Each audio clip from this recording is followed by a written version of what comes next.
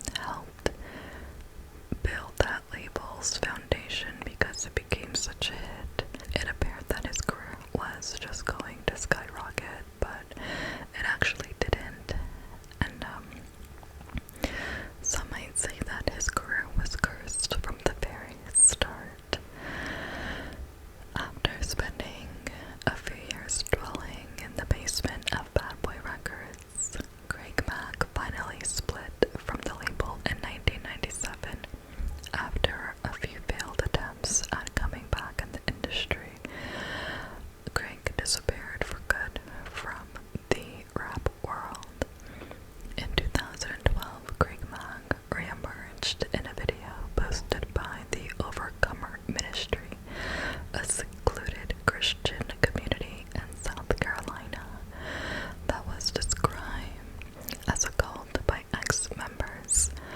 He died a few years later in 2018 at the age of 47 from a heart attack. So after Greg Mack, or during the same time, the mid-90s, it was the East Coast versus the West Coast. And specifically Bad Boy against Death Row. Insults and diss tracks went back and forth as tension rose to a dangerous level. Unfortunately, this resulted in the deaths of the two greatest rappers at the time, and still the greatest rappers, Tupac and B.I.G.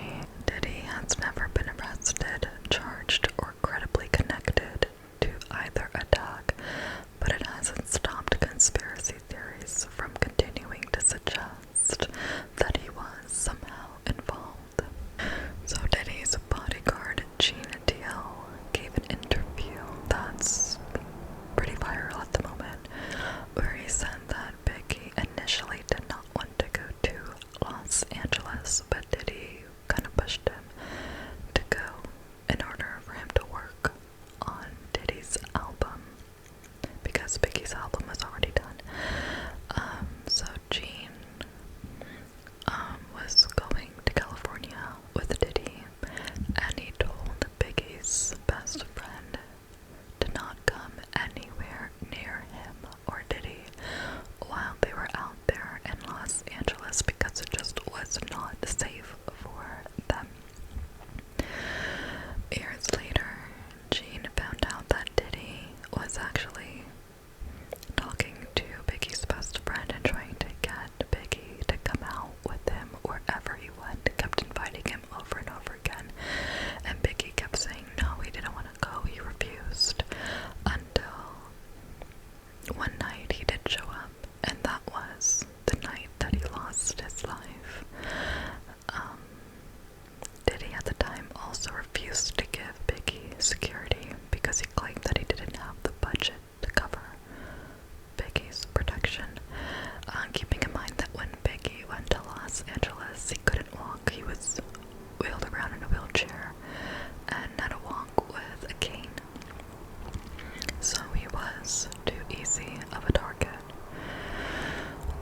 Gene also mentioned that Diddy told his top bodyguard that he did not have to go, which meant that he knew that it wasn't him that needed the protection.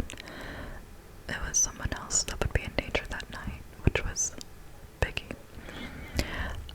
Gene admitted that the things he saw while working for Diddy incited him to start praying and or quote scripture, because he had seen some really evil stuff with Diddy. Okay, so the next artist I'm going to talk about is Maze. So from 1996 to 1999, Maze dominated the charts. His first album, Harlem World,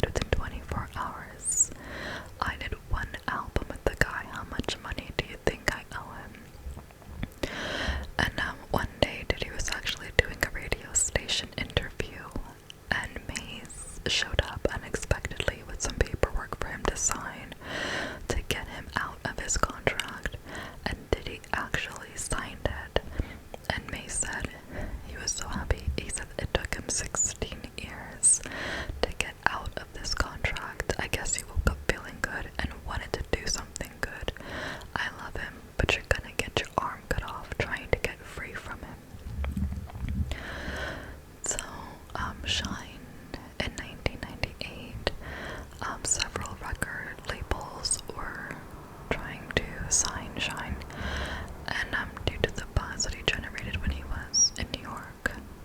And Diddy was one of the record labels that approached him and, pushed him to sign to his label. And he pursued him aggressively, and he offered Shyne millions of dollars, 3 cars of his choice, and 2 homes just for his signing. After joining Bad Boy Records, people close to Shyne saw a change in his behavior, in his demeanor. James Barnes, who was a friend of Shyne's, recalled a transformation that seemed to turn him into a monster. Shortly after Shyne signed with Bad Boy, Shyne was involved in a tragic car accident that killed one of his childhood friends.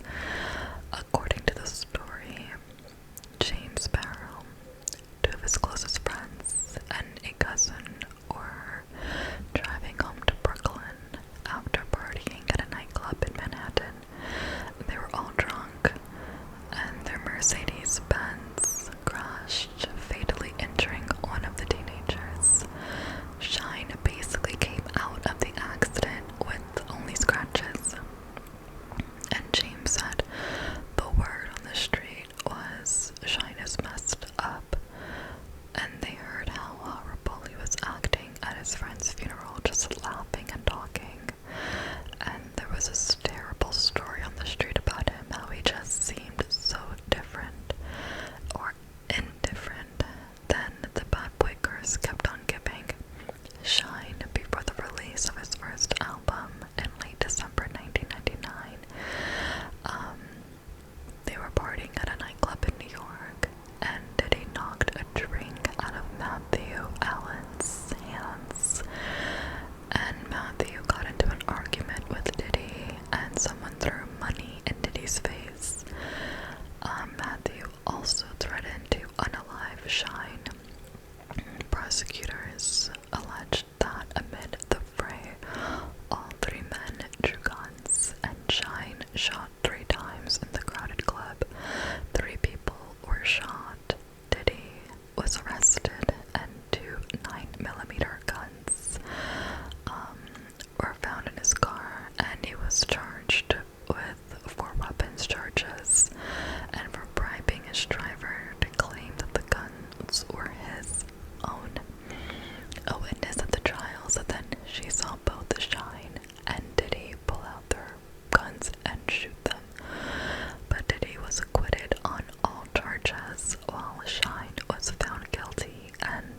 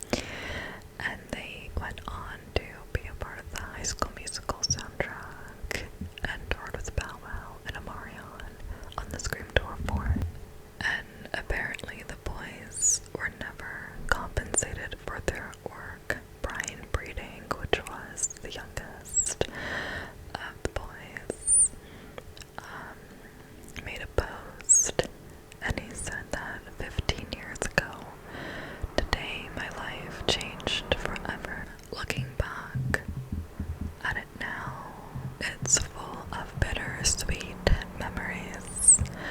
Sharing my life with my 4 older brothers. Sharing my life with my 4 older brothers and cousin Cornell. Music was my pride, joy, and passion. Only short-lived though.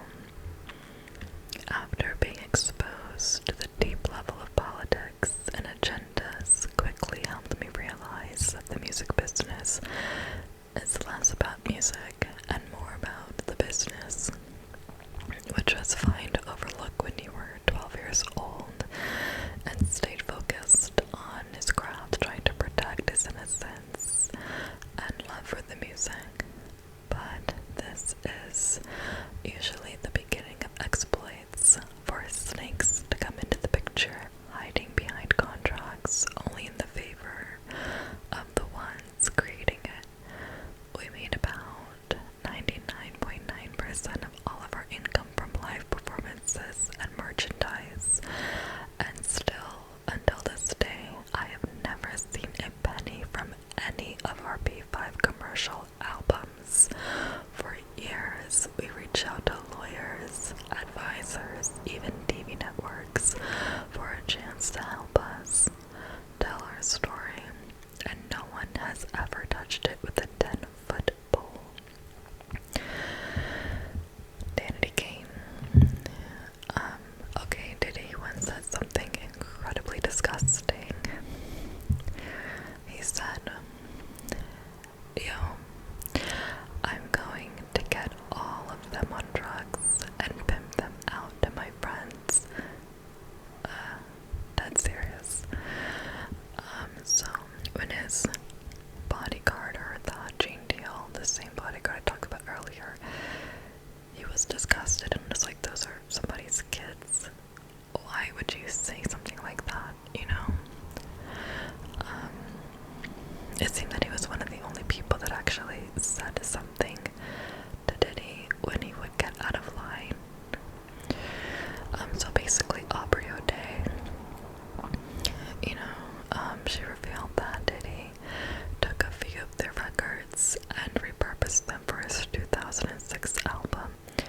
Since Diddy announced that he would return publishing rights to several artists that were previously under his Bad Boy record label, Aubrey raised concerns about the specifics of the deal that would regain her the rights to the music she made as an artist under the music label during her tenure in the girl group Danity Kane.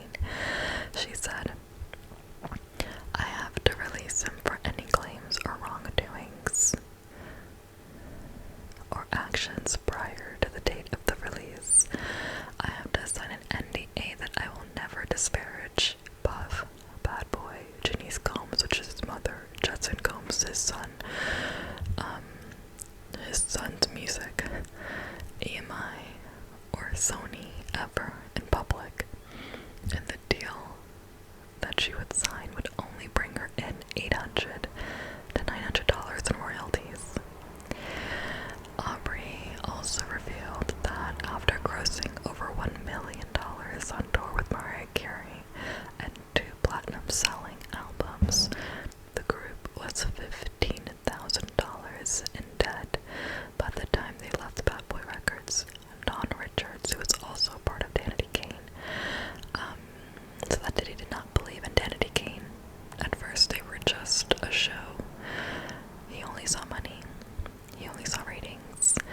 MTV was where the money was, and Danity Kane just became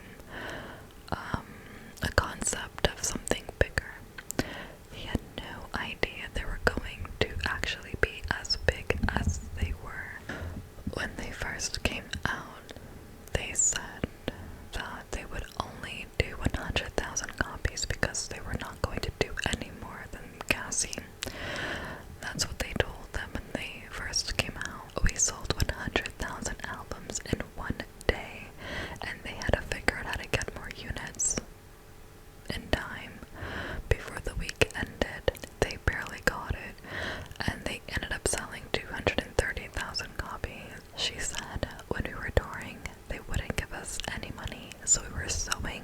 costumes from Forever 21. Don also said that Diddy would quote-unquote help them prepare for the harsh world of the music industry. One way that he did that was to give her and the girls who wanted to be and would end up being in Danity Kane thick skin. He would bring us into a room and say, "You're ugly. You gotta fix your face." He was extremely sexist, she said. "It was to let you know, this is my show, my stuff, and I want to prove to you that it's my stuff, and I'm going to show you how much power I have over you by saying I'm going to control your lives." All of the mentioned artists have one thing in common. They were all signed with Diddy, and nearly all of them ended up hating him or resenting him. Okay, so another situation, not to do with an artist, but in 1998, Diddy and two other men attacked Steve Stoute.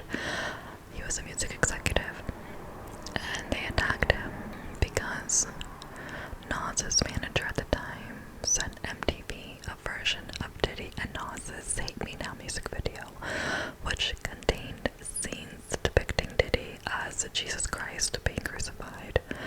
Diddy wanted the crucifixion scene deleted from the video and was enraged that it was played on air. And Steve Stoute said that Diddy and two men barged into his New York City office and attacked him with a champagne bottle.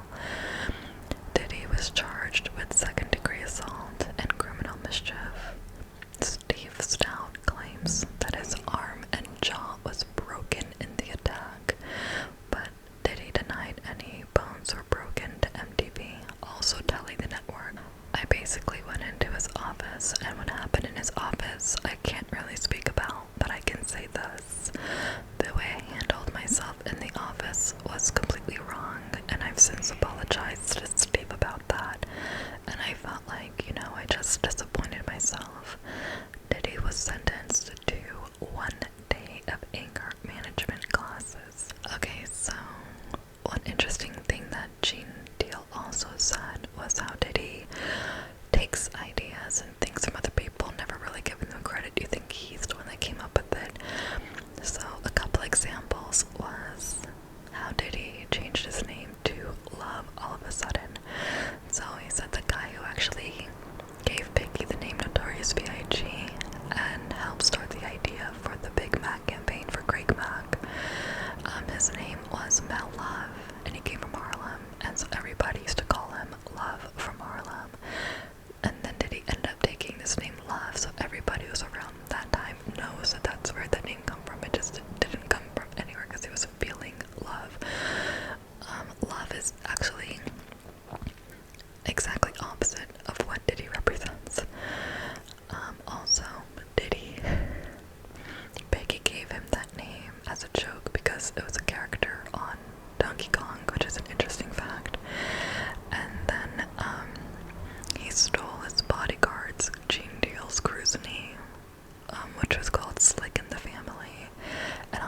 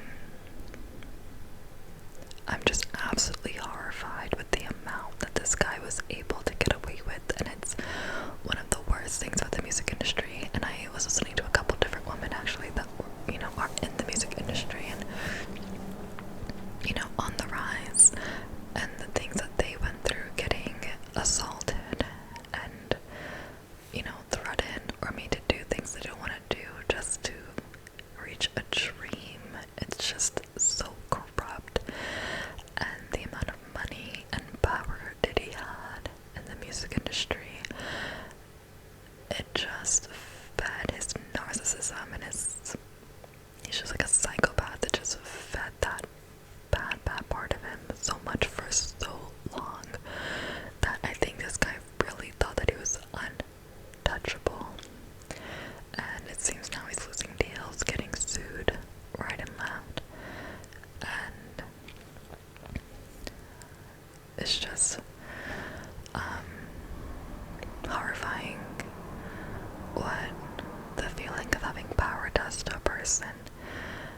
And I really do hope that justice is brought in whatever way the universe sees fit for this man, because you cannot do such evil, put such evil into the world, and have such greed, and just operating the way that he operates, and just get away with it scot-free and go back to living your life in your mansion, you know, like, no.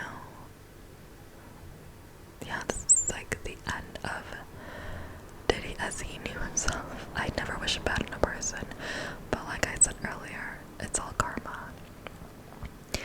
And it's just, there's no words to describe who this guy is and how he acts, and it's just all disgusting. Anyways, I think that's the end of this little Diddy two-part series, I guess. But yeah, I'm very interested to see what comes out more about Kim Porter. Obviously, it seems that she was in the process of writing a book, but before her death, that probably also mentioned things about her relationship with Diddy. Things that I've heard have been horrible, even with this other child's mother. Like, he just beats every woman that he's with, apparently. Just horrible.